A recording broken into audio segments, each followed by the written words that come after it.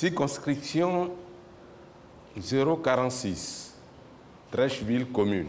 Depuis samedi soir, la commission électorale indépendante dévoile les résultats provisoires des législatives. La liste est connue.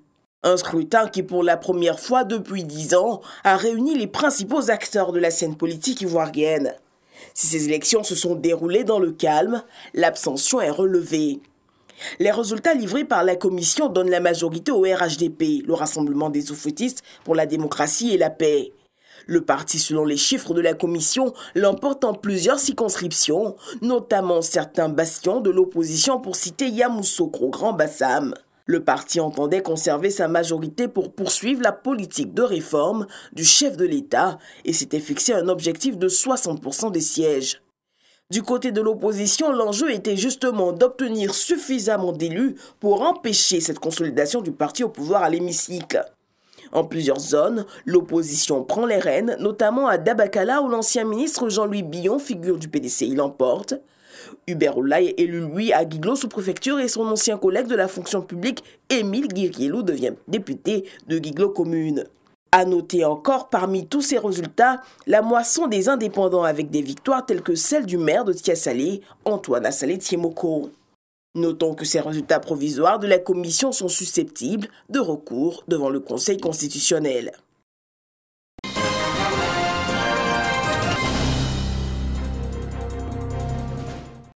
« 72 heures après la tenue des élections législatives, les missions d'observation continuent de faire leur bilan. La mission d'observation de l'Union africaine trouve globalement satisfaisant le processus.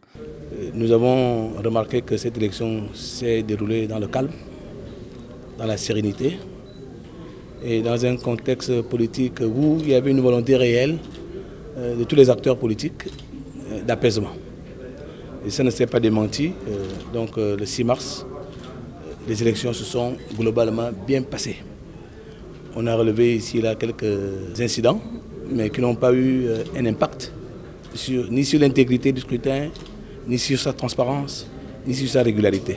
Cependant, l'Union africaine fait des recommandations en vue des échéances futures. En ce qui concerne l'implication des citoyens aux élections, donc il faut les inviter un peu plus à aller aux élections et à aller voter, c'est un devoir civique.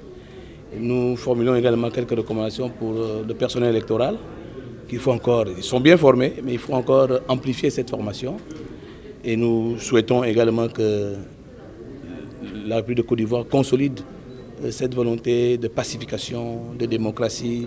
La mission de l'Union africaine a surtout félicité l'ensemble de la classe politique ivoirienne pour avoir favorisé un climat de paix pendant ces élections législatives.